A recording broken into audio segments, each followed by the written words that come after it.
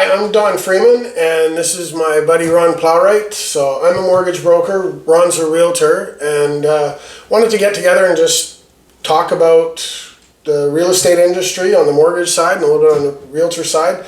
And also, kind of a bonus, Bricklayer has given us these tasters for our little podcast here. And we're going to go through the Bricklayer's beers here and just try them out and kind of let you know what we think, and just something different. We love Bricklayer's beer. Alicia and I have been there many times. So yeah, thought that'd be kind of fun and give you our 2 cents on that and talk about stuff that we deal with every day. Yeah, thanks for inviting me over, Don. Appreciate it. Looking forward to trying some beers and talking some real estate and some mortgage stuff with you. I feel like we should get right to the beer. Yeah, let's just start off with a beer, I think. That's a good place to start, and I'll try not to spill. Thank you, sir. Oh, there we go. A little bit of head on there. Whatever. All right. Oh, that actually looks really good. Which one is this there, Okay, Donnie? so the first one we're trying is Positive Contact. So, looks like a lighter beer. So that's... I have to say I'm a bit of a Bricklayer virgin, so to speak. is I that haven't right? really had any of their beers. I think I've been there once or twice, but haven't tried a lot of their beers, so That's that one right there. looking forward to that. This is the Kolsch. Okay, cheers. Cheers, buddy. Oh, that is nice. That's a good one, yeah. That's a nice light beer. Yep, very good. I like it. I guess I'd ask, what are, maybe even ask me, like, what are questions that you think you'd want to ask a mortgage broker doing what you do? Here's one that I often wonder, and I think a lot of people might also wonder, is when you're qualifying someone to finance a property and you're determining what they qualify to borrow, for example, and how much do the different factors play into their qualification? And by that I mean credit score. Does that play more of a factor than ratios of income to expenses, or what do you see the lenders? What do you see as more important to the lenders? So this is actually kind of when you're funny doing because that? I talk every single application that I deal with. Yeah. By the time I get to the end of the application, like after we've gone over everything, before I even get into it, I always say the same thing. And so that plays into exactly what I say. So I go, there's 4 things that have to happen to get a mortgage with a best rate lender. Okay. And they're all created equally. If one of these things is missing, it's like a horse without a leg. Okay. You're not going very far, very fast. Gotcha. So one of those things is credit. So, you know, credit score obviously is a huge factor, but Right. there's other things at play. Like you can read through, sometimes people can have a low score and I can read through the credit bureau and be like, you know what? Yeah, we still have a good chance, even though your score's not great. It's just one little thing that's kind of messed it up. Yeah. So it's not the end of the world, but score definitely plays a big factor. So credit is one of them. There's different factors of down payment that come into it. But definitely, so credit, down payment, income and income type. So income and income type are huge. Right. Income and income type are like, if you're business for self, you know, are you salary, or are you hourly? Are you hoping to count on overtime? Commission, that's huge. Yeah. Absolutely, that's huge. For sure. So those things are big. And then the fourth one is generally where, like usually I'll say a lot of times the first 3 you can figure out. You can navigate the first 3, but the fourth one is debt ratio. So there's 2 debt ratios, gross debt service ratio. So gross debt service ratio is like your mortgage, your strata if there is one, property tax, and there's a heating cost based on square footage.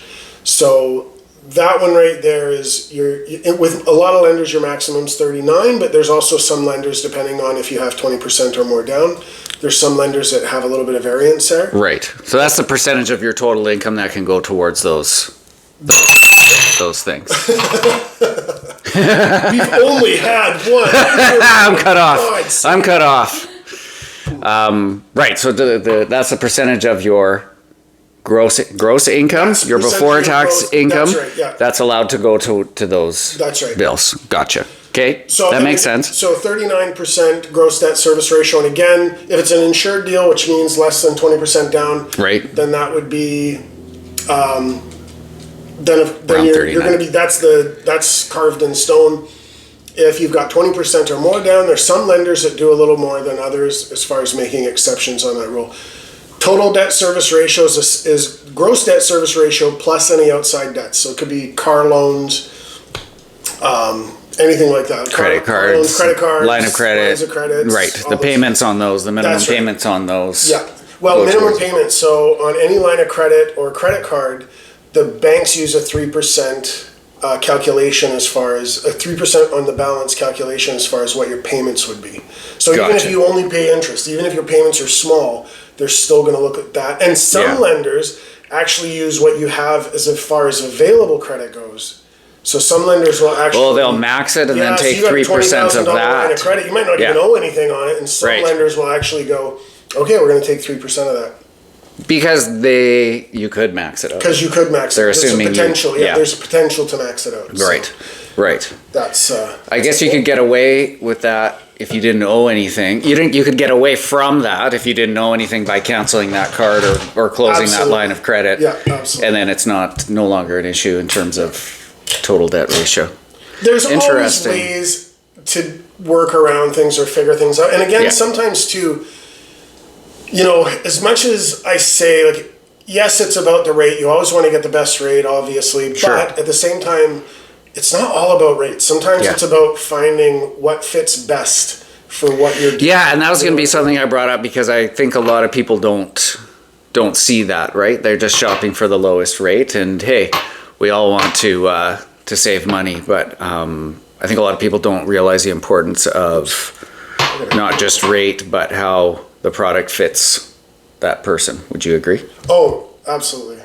That's huge. Like I said, it isn't all about the rate. Sometimes. And what's a good credit score range, like in terms of the actual number of your credit score rating? What would you consider good, or what would a lender consider to be good, medium, and bad, let's say, if that makes sense? Oh no, that totally makes sense. So I base it on like a grading system in a lot of ways. So Right.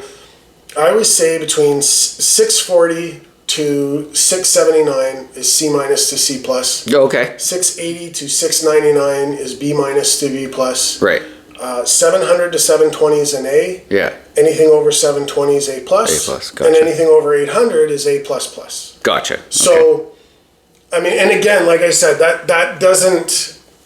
There's all sorts of other things inside an actual credit bureau that play a part in that too. Right. So even though somebody might have a lower score, it doesn't mean they're out of the ballgame. So it's not simply the score; it's the score plus It's what's on the actual right. report. So What- they're not what's only going looking at on. the number; they're looking at that combined with what's actually happening and making a decision based on Yeah, that. absolutely. As somebody that is coming to you as a first-time home buyer, Yes.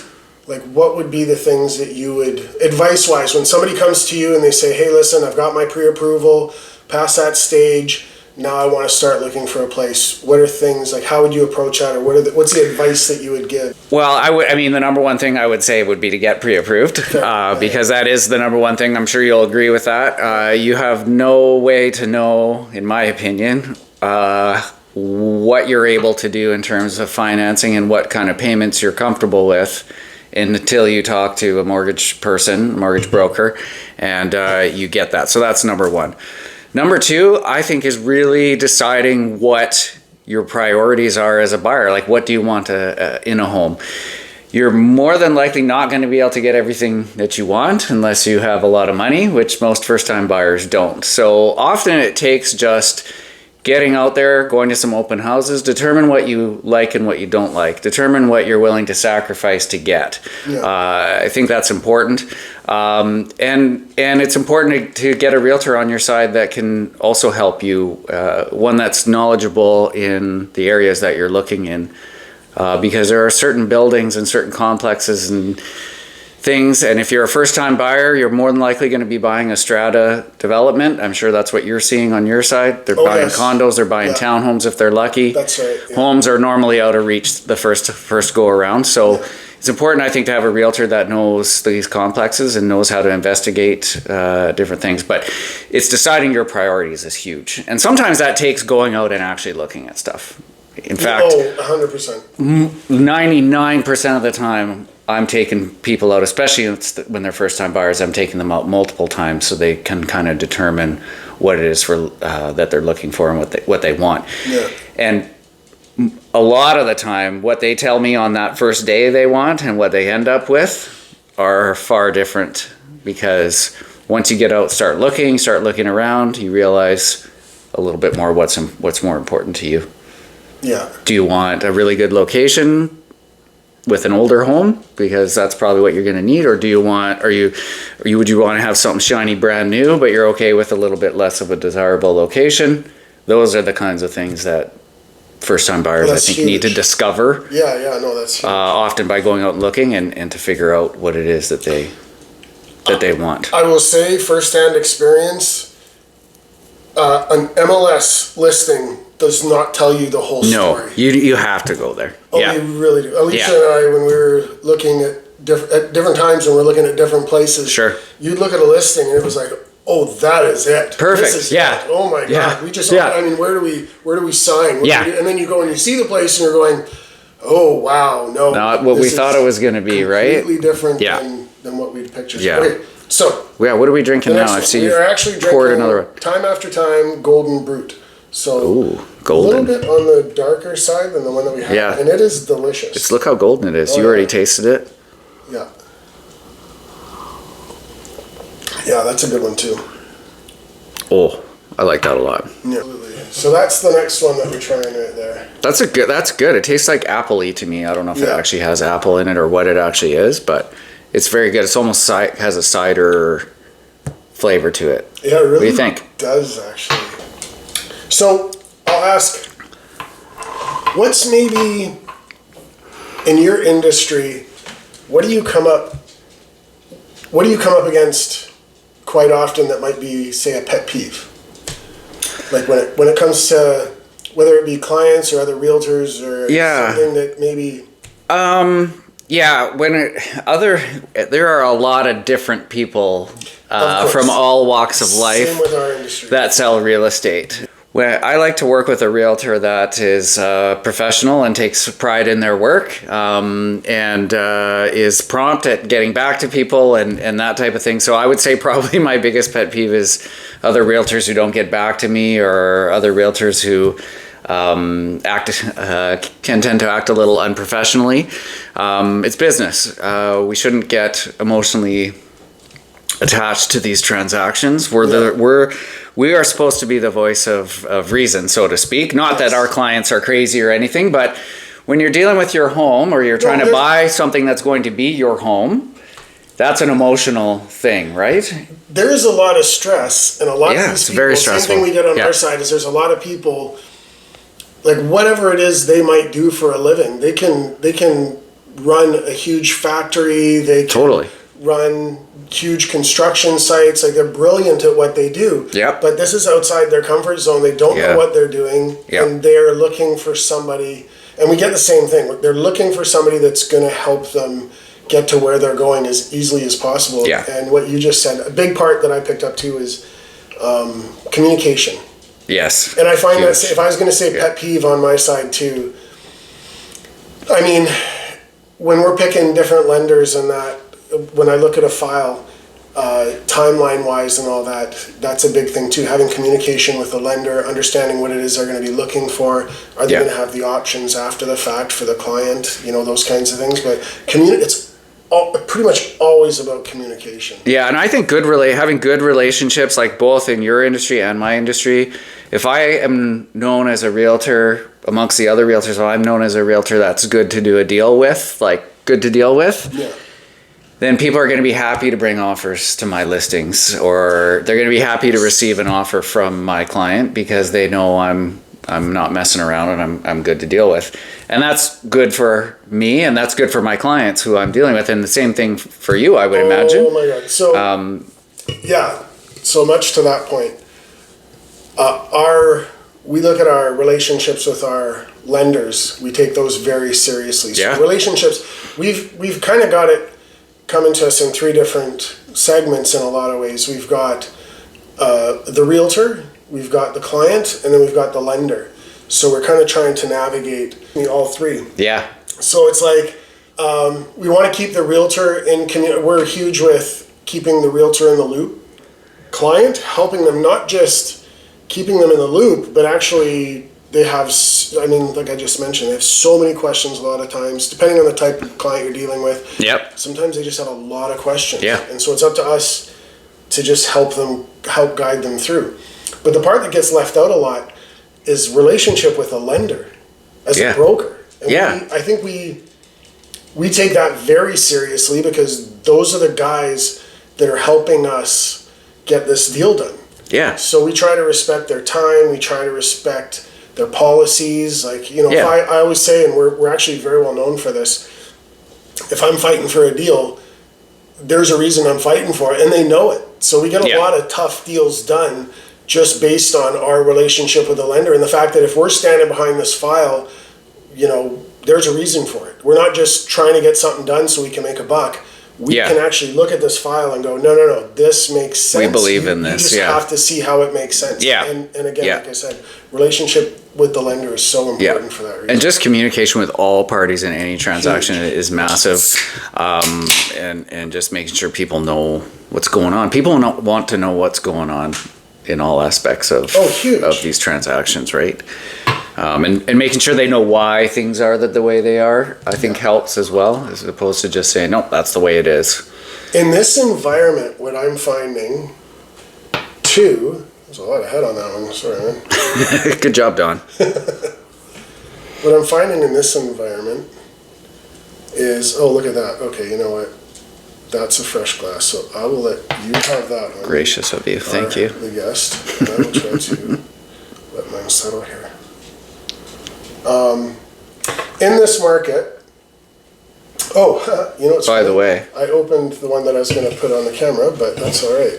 So this is the one we're drinking now. So this one is Great Expectations India Pale Ale.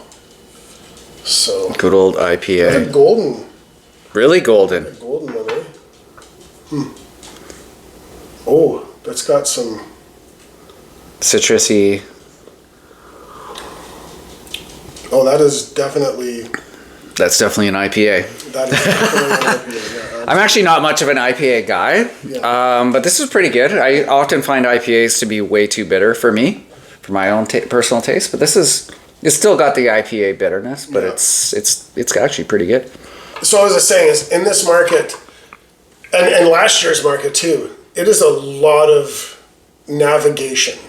Yeah, and it's a lot of, I find, walking clients through each step. Yeah. You're not, I mean, when the market was slammed, people are just trying to get things done, and it's who can do it the quickest, and it's don't care and everything else. And now it's, you know, people have time to consider what they're doing, to think about what they're doing. And to be quite honest with you, I love a market like that. I would rather take some time and help people go through the process and understand the process and make sure that they're making the best decisions for them. Yeah. And from my perspective, I prefer a bit of a slower market myself too. Like, I don't like having to cram buyers through a home in 5 minutes and say, okay, make a decision now. Yeah. Oh yeah, and you have to offer 50 grand more than the asking price, and they're looking at offers tomorrow at 4. I'd prefer to do a second showing for them to look at it. You know, I like that better too. I like a little bit more of a steady market. I mean, a crazy market's great when you're listing, but when you're working with the buyer, even when you're listing, it's stressful. It is stressful. Oh, yeah. And you get on our side, we get we don't want to have subjects on this. Can we just do this no subject? And you're going, no. No, you can't. Because not without risk. Not without risk. And there are certain ways that we actually had some ways of doing it, but it wasn't common, and it wasn't for everybody. Like, we did have some ways of actually. And I'm sure there's always a little asterisk there saying. Not in the ones that we. No, you could. No, there were ones where you could. If we tell somebody they can go in subject free. Yeah. There are certain there's actually really, there's two lenders that will look at our documents, our income documents first. Oh, ahead of time. And then when it's like, okay, well, today's Monday, tomorrow's Tuesday, and the offers are going Tuesday. Yeah. We can get an MLS on that property because they're already approved. We can get an MLS on that property and have it properly approved. Property approved. Yeah. I mean, if they're going to ask for an appraisal or something along those lines, that could change. Yeah, I was going to say, if you in that situation, there's not going to be an appraisal needed. Yes. Essentially, you've run the deal and got it approved without a signed contract. That's really what you've done. That's right. Yeah, that's exactly. And then the contract so comes later. The documents have been signed off on, and the property, we throw the property into the system with the lender. The lender puts it through their auto evaluator, and it's like, yep, Don, you're good. But it's rare. It's got to be perfect. It's got to be the client. There can't be any kind of. You can't do that all the time. Yeah. And even with the lenders, when it's so crazy like that, you're asking a favor every time you do it. So any quirks or anything like that, we've had to tell people. Now, here's a question for you. Do you think, so we have, since January 1st, 2023, we've had a 3-day rescission period, a home buyer's rescission period. Yes. Obviously, you're aware of this. It's in our business. Yeah. What are your thoughts on that moving forward? Like, the market is going to get crazy again. Like, I'm already seeing it being a lot busier. I'm hearing and seeing multiple offer situations, all right? So, do you think that 3 business days, do you think there'll be opportunities now that there's this rescission period where somebody could go in unconditional and you could get them approved in the 3 business days? So you could be unconditional? I do think that those are going to be... Do you think people are going to do that? I think it's going to put tremendous stress. Pressure. Yeah. I haven't come up against No, because the market hasn't been conducive to that. Yeah. I've never seen anyone exercise the rescission period. But I just wonder what your thoughts are on when the market does get crazy again, because it's going to happen. It's going to suck. It's going to suck for you a little bit. It'll be, it's going to suck. You'll be trying to get stuff done really, really quickly. The way we do things, and we oftentimes, we get normal subject removals as far as dates go and everything. Right. I can't even remember the last time we had to have an extension. No. And I also can't remember the last time that we've gotten declined on a pre-approval. And the reason for that is because we are so hardcore on our pre-approvals. Yes, so I know. I've seen it. Yeah. Actually, I've been there. I think I've been there, yeah. You have actually been there, right? You helped me with my house, yeah. Yeah. So we go through, we collect all the documents. If there's any quirks to it, I actually do the work to call the lender. Whichever lender I might be thinking, and I'll be like, hey guys, this is a case. I might send the credit bureau or whatever it is I think might be an issue. Yeah. I'll send it to them and say, can you just take a quick look at this? Do you think? Now, they're never going to be like, oh, absolutely 100%. But generally speaking, if you're dealing with a lender that knows what they're talking about, which a lot of them do, they're going to be able to say, you know what, that looks good. I think we'll be able to get around that. Yeah. Send it in when it's live and we'll hit the ground running. Yeah. I have, to date, knock on wood, I guess, but I have yet to have one of those go sideways. So we do a lot of research on the pre-approval side just to make sure that deal's going to go through. The last thing in the world, to me, the last thing I ever want to do is send somebody out shopping just to find out that they're not able to buy the thing they wanted to buy. That's heartbreaking. Yeah. It's disappointing. It's a lot of work for the realtor. You guys have to go out there and show them around it. And sometimes that's months. You're out there for months trying to find them a place. They finally find this place and they're going, oh my God, well, they've already put paint on the walls. In their mind, they've got furniture where they live there. Yeah. They're excited, right? Yeah. And then, so to come back, and this is, I think, sad that, there are some brokers and some bankers who do these things very nonchalant. So all of a sudden they come back and they're like, oh, geez, no, you guys, you know what? Sorry about that. You're looking about $100,000 over what you can actually buy. Yeah. And to me, we just can't do it that way because we're on that journey with them. So we're literally, and the realtor too, we value the time of the person that's going out and spending their time and their gas money. So something like that to happen, we do everything in our power. It's well worth it to do that before. To avoid that. Yeah. I am behind on my beer. Yeah, come on now. Yeah, don't play with people's emotions, their dreams. That's their aspirations. It's their hopes. It's their. Well, and that's the very reason why I'm pretty hardcore about people getting pre-approved properly with a guy such as yourself.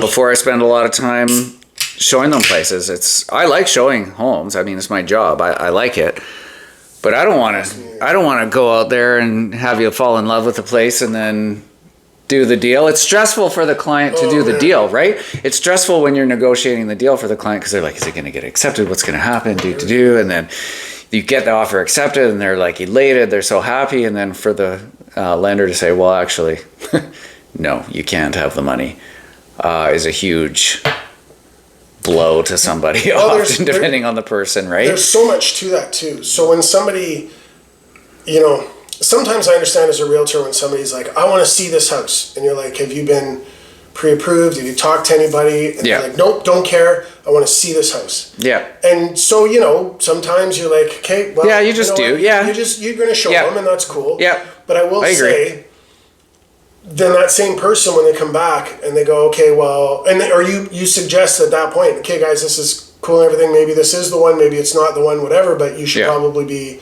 pre-approved. Yeah. The thing is if when they come in, so they're like, oh, we're looking at a $1.1 million house and we think we can buy this. And sometimes people just don't understand what goes into that mortgage approval or qualification or anything. Yeah. So then they come to me and I'm doing the figures and I'm like, oh guys, you're way off. You're 650, maybe 700. Yeah. So they've gone from a house to a townhouse. Well, they've seen the house. Yeah, man. They love the house, and now they're gonna not like the townhouse. Well, you know what? I find okay, it's fine if they've got a one-off. You know what I mean? Yeah. It's kind of like, oh, well, we saw that. It looked great.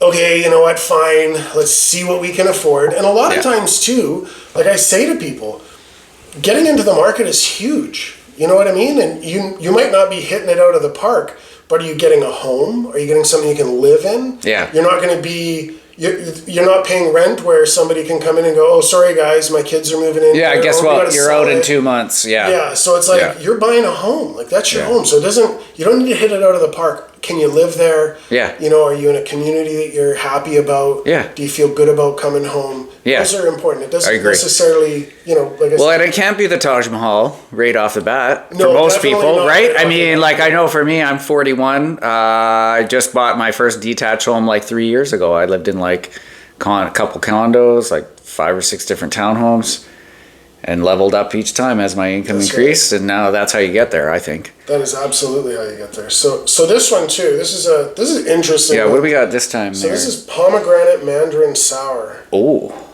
And it says, you look like I need a drink. You look like I need a drink. That's awesome. I like it. I like I need a drink. So. Give it the old wine smell. That's this one right here. Okay. Cheers. Oh, ooh. Wow. Yeah. I actually quite like it. It's very sour. It's just so different. Yeah. I actually do enjoy, I might not... You like a sour? I might not want to have, I might just want to have one. Yeah. You know what I mean? I might not necessarily want to have a lot, but I actually like something with a distinct taste. Something. It is, yeah, I'll agree with you. I'm not much of a sour person. I would probably have one, and that would be good. That would be good for me. It's very tart. I would say on a hot day. Yes. That would actually be... Yeah, so more to my point that I was just making there. So one house, that's fine. They've looked at one place. Yeah. Okay, fine. You know what? You can't afford that, but we can... Now let's start focusing on what we can afford. Yeah, exactly. And even in a client's mind, that's not hard to make that transition. Right. When somebody's gone out there, even as a realtor, so they're not pre-approved, or maybe they don't have a proper pre-approval, so that's so huge. Yeah. So many pre-approvals are, okay, how much do you make? And how much? They're asking the wrong question. How much do you make a year? Okay.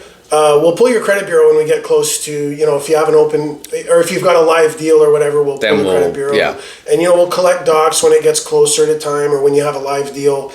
And a lot of lenders are not like that. A lot of lenders are good and they'll do some due diligence, but there are some out there that are like, okay, well, I've got other things to do, so hurry up. How much do you make a year? Do you have good credit? Okay, good. Do you have a down payment? Okay, good. You know what? I'll play with the numbers. Yeah, your debt ratio works. Okay, get out there. Go buy your house. You're good. You're good. Yeah. And then all of a sudden they have a live deal after looking for a couple months. So this is where it gets difficult. So now they've gone, you've taken them out for a couple of months. Yeah. And let me know if this We've has looked happened. at multiple homes. Yeah. And then all of a sudden, after looking at houses or whatever it might be, Yeah. then they find out, we have to actually, we're looking at 650, maybe 700. We're buying a townhouse. Instead of 1.2 million like we thought or That's were right. told. That's right. Based on Have you come unverified up against information. that? I have seen that before lots. Yeah. I've seen that lots of times. Yeah, where they go in and the mortgage person or bank representative just says, "Yeah, you're good. Go ahead. Bring me the deal when it's live," right? Well, and you don't always, you don't really have a say when somebody comes to you and they're like, "Nope, I got my person. We're happy. We're good. We like what they said." It is not right for me to say who somebody can go to for a lender or a mortgage person. So if they say I'm working with this bank or this person, I say, okay, awesome. Sounds good. Give me their contact information so I can send the necessary documents once we get the deal. That's as far as it goes. Of course, if somebody asks me, then I'm going to give them the best, like you guys. Or someone I know that is going to actually check it out ahead of time. And another thing I want to say is from the real estate perspective from a listing agent's perspective on pre-approvals is, in my opinion, a diligent realtor, a diligent listing agent, when that agent receives an offer that's subject to financing, they ask the buyer's agent, is the buyer pre-approved? And I don't know. Who knows if people are making stuff up? I don't know. But I tell you what, I ask every single time. And if someone said no to me, I would look upon that offer a lot different than I would if the person had said yes as the listing agent. And I would be required to ensure that my seller knows that buyer has not been pre-approved for financing. So that would be something I'd be telling the seller, and that's going to affect what they choose to do on the offer, accept it or not, or they might be a little more hard-nosed on price and stuff if they think the buyer's not qualified. They might think in their mind, well, if the buyer may not be qualified, we're taking a risk here, and if I'm taking a risk, I want more money. Yeah. Well, and the other thing is, I will say this. So you are one of quite a few realtors we've dealt with for years. And of course we get a lot of deals from, like, we've got a big book of clients. Of course, yeah, and they deal with all different people, I'm sure. Yeah, tons of repeat clients and everything. But I will say this, sitting on our end, you definitely see a different picture sometimes from different realtors. Yeah. You know the ones that are on it. Yeah. And you know the ones that are just like, I don't care. Just do your thing, whatever that is. Kind of thing, right? And because a lot of we always open ourselves up to the realtors, even whether we deal with them or not. Yeah. Always like, hey, if you want to be in communication, let us know. Or we'll talk to the clients a lot of times. Yeah. And we'll say, if your realtor wants to get in touch with us, let them know that they can get in touch with us. We don't mind that. Yeah. Obviously, privacy and everything else. But do you guys mind if they contact us if we talk to them about your purchase price? You know what I mean? So then you don't hear from them. Yeah. You just don't, and it's so, to me, that's just so odd. It is really odd. Like, you just don't hear from them. You put it out there, and you'll ask the client, you're like, oh, hey, just curious, we haven't heard from your realtor. Oh, yeah, I don't know why. We told them, we gave them your information. So you can definitely tell. No, you should be opening the lines of communication. From my perspective, I'm sure you'll agree from your end. There should be open communication, obviously, between the client, the realtor, the mortgage person. It's going to be easier, less stressful for the client if you and I are talking, or me and whoever it is talking.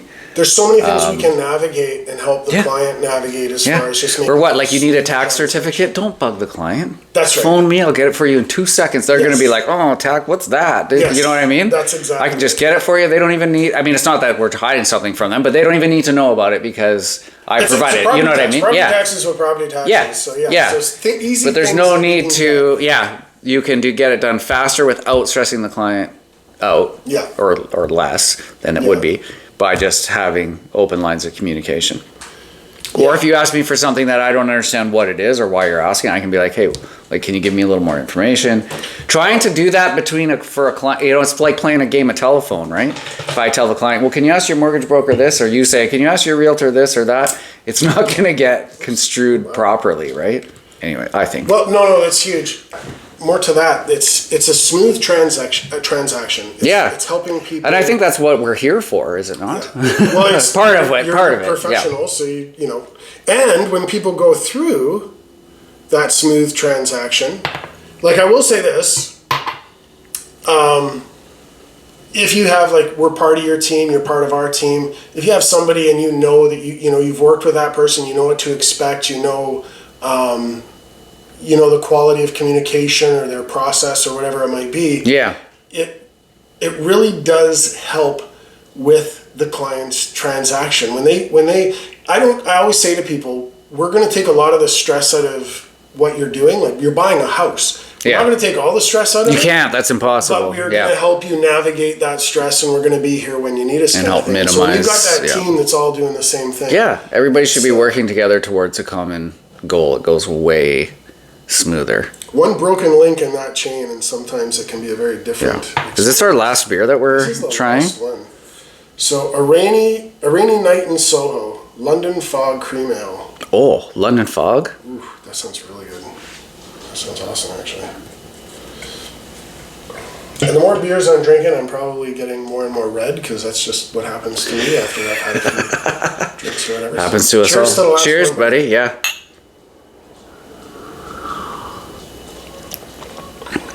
Whoa, man. Oh, that is.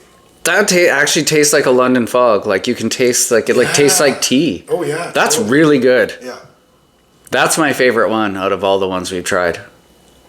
You know what? That's my favorite. That's I'm a really tea drinker. good. I love tea. Yeah. Well, I've been good, but for me, I think that's my favorite. that's tea. my favorite. That's really good. That's different. It's not, if you're only like a beer person that only drinks like traditional beer, you probably wouldn't like it. But if you like different stuff, I love different though. That's It's I good. think why I like that other one too, because Yeah. it had the sour, but it's just something different. What would you ask a broker that you might not necessarily know? I mean, you've been doing this for so long, so there's probably. I know. Yeah, I was gonna say probably. Of 12 years now. Yeah, I think just like, I would tell me why I might not take the lowest rate available. Like, what's an example of a time where I may not take the lowest rate? Maybe there's 3 rates and I'm taking the middle one on your recommendation. Why? It's usually because we're trying to make a deal fit. Right. So the best rate lender, like a perfect example actually, is say you're keeping your home, so your current home, you're going to keep that one. Right. And you're buying a new home, right? So you're going to rent out the old So home? you're going to rent out the old and keep one. it as an investment property. Different lenders have different ways of navigating rental income. Right. And some are not very good at all. Right. They And don't like to count it. They like to rather count just- less of it. Yes. Okay. So they might be like 50% add back to income, Right. so if your rent is $2,000 a month, Yeah. then they would cut it down to $1,000 And what- add it to your income, which actually doesn't do a lot for you. Right. They're But- only adding 12 grand a year That's right. in that scenario to But your income. You take that same thing and you say 50% rental offset, and that $1,000, even though it's still 50%, that $1,000 goes towards whatever mortgage payment they have, which actually makes it. Okay. Instead of increasing the income, That's right. they're saying, actually, okay, that they're money's taking it going right towards off. the mortgage payment on that property, Right. which actually brings it way down. So Right, it okay. hugely impacts what you're doing. Yeah, So- because if they're putting it on your income, then you still have to qualify for that That's whole right, payment. yeah. So that's a perfect example of that. Now that of where somebody might want to go to a higher rate Yeah. because it's going to fit. They're going to get more money. They're going to be able it's to easier for them qualify to, for what yeah. it is they're doing. Yeah. Another reason might be options. So Right. sometimes this lender is offering an awesome rate, Right. but you might want to sell in 3 years. You might want to I don't know, you might be thinking I might want to do a reno in a few, like this is fine Right. for now, but in a few years, if the property gains value, I might want to refinance, do a bit of a reno or do something like that. Well, lenders have so many different Penalty? options. Are you thinking penalty Well, it's not wise? just penalties. Yeah. So some of them, some lenders you can't do much as far as the refinance game goes. This gets into a pretty deep topic, but Yeah. some lenders will allow you to add money and they'll just blend your old mortgage with a new one. Right. You still have one mortgage and some of them will do a new term for you. Some of them will just ride it out to the end of the term. So term Right. meaning like whether you're doing a 3-year, 5-year, whatever the case might be. Sure. They'll just blend it into that term, whatever's remaining. Yeah. So that's pretty. And then some lenders are like, they don't do that. You'll need to get a second mortgage. Right. So With a separate payment. With a separate payment Right. and everything else, which is actually still not, a lot of times they equate very similarly to the same thing, but it's a Yeah. second mortgage with a different payment. Different payment, yeah. And then some companies are just, they can be tougher to get a second mortgage through in general. So Right. if we know somebody's doing something, we try to navigate the direction we're pointing them to based on that. So That fits best for their situation, right? Like, so what they're doing, and then also how they earn money is probably also plays into that huge. scenario Absolutely. too, right? Yeah. Interesting. Yeah. So I guess I would ask,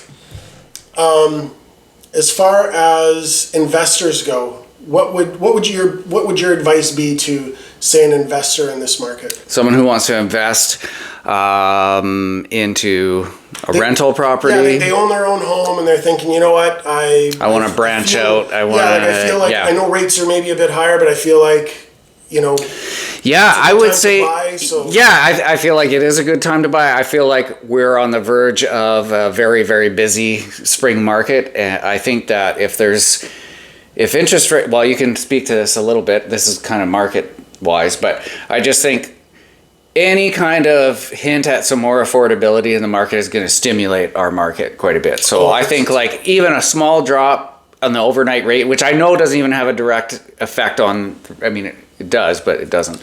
It doesn't on a fixed rate. Even the psychological effect of that is going to really stimulate the market. So if you can get in now at a higher rate, do it. As far as the investment goes, I think you need to consider your return, like how much rent you're going to get and the cash flow of it. But I also think you need to consider your own life. How much of a pain do you want this to be? Or how much work do you want this to be? Because I think if you are willing to spend a little bit more money on maybe something a little higher end or in a nicer area, you are probably going to get more rent. You're definitely going to get more rent, and you're probably going to spend less time managing. Yeah, better return. You're probably going to spend less of your time managing something like that than you would like a lower end type deal. Yeah. And I don't care if you're buying for investment or yourself. Location is everything. You can't move a nice house from a crappy location to a good location, but you can fix up a crappy house in a good location. And I don't care if you're investing or, like I said, or if you're buying for yourself. It depends, again, what your priorities are. But for me, I think your best bet is to get as much dirt as you can, as much land as you can, in a nicest location that you can. Everything else can be fixed. My dad always said they don't make more land. They're not making it anymore, but yeah, they stopped a long time ago. Yeah. So no, that's awesome. Well, I think that about sums it up for now. Yeah, man, I really enjoyed this. This is rad. Yeah, super cool. Our very first ever video podcast. Yeah. So the first time we've ever done anything like this. So if we're stumbling here and there, well, that's why. Hopefully there's some good information in here for people, and I look forward to doing it again. And I think you should pour us another of the London Fog beer to close out the session. I think would be a good idea. I agree.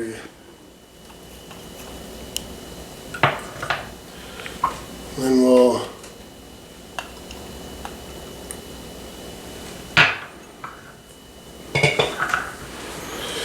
Cheers, buddy. This has been great. Yeah, Cheers, buddy. awesome. To the next time. Next time.